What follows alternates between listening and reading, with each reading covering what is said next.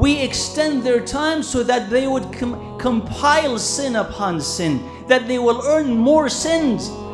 The greatest punishment is for you to be punished while not knowing that you're being punished. And every sin has its own punishment, and one of the punishment of sin is for a person to continue to commit that sin.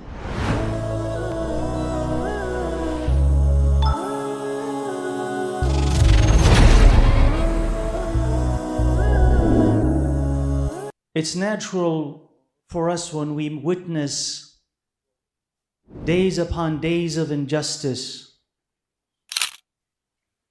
for us or for some of us to start asking the question, when will Allah punish the oppressors?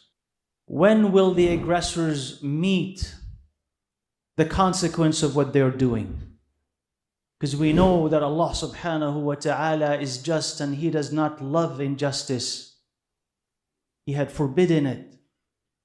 And that the outcome of injustice is darkness in the dunya and in the akhirah. But the question is, when will that happen? And that reminds me of an incident that was reported from one of the scholars of Banu Israel, an Israelite scholar, who once asked, he said, Ya Allah, how often do I sin, but you do not punish me? Ya Rabbi, kam a'sika fala tu'aqibuni. So Allah Azza wa Jal revealed to him, Ya Abdi, kam u'aqibuka wa la tash'ur. He says, O my servant, how often do I punish you, but you do not feel it?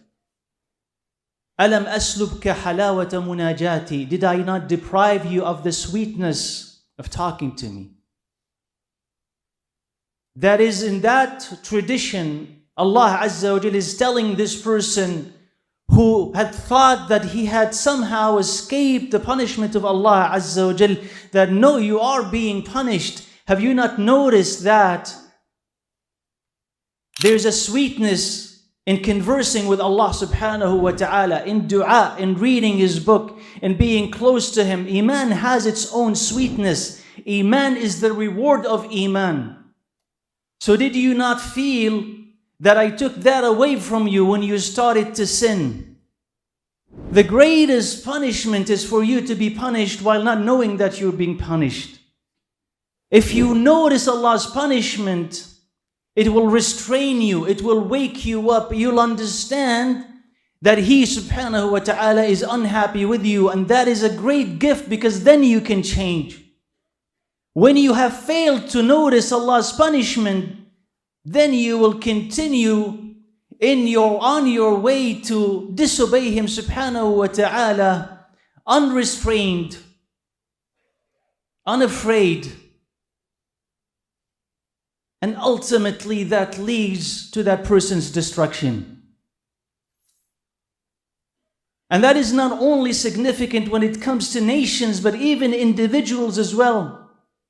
So even though we're talking about something that is collective today, I don't want us to miss the point that this is true for us individually. That if you have noticed that Allah Azza wa Jalla had taken from you the sweetness of reading the Quran, the sweetness of dua, the sweetness of salah, you have to come back and ask, by what did I do? What did I do for that to be taken away from me? So Ibn al-Jawzi rahimahullah, he said that the punishment of Allah Azza wa Jalla is not only in the akhirah, but is in the dunya as well.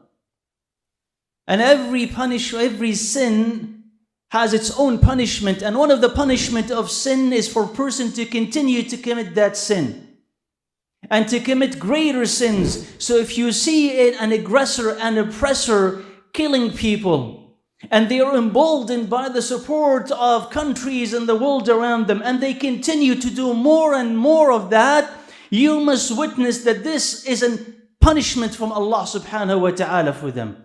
The ability to kill more people and to continue to kill in itself is a punishment from Allah subhanahu wa ta'ala.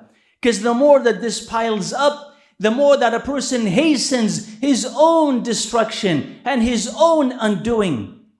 Allah Azza wa Jal says, وَلَا يَحْسَبَنَّ الَّذِينَ كَفَرُوا أَنَّمَا نُمْلِي لَهُمْ خَيْرٌ لِأَنفُسِهِمْ إِنَّمَا نُمْلِي لَهُمْ لِيَزْدَادُوا إِثْمًا وَلَهُمْ عَذَابٌ مُهِينٌ. Let not the disbelievers think that we extend their time on earth because we intend good for them. We extend their time so that they would compile sin upon sin, that they will earn more sins. And Allah says, and they will have a humiliating punishment.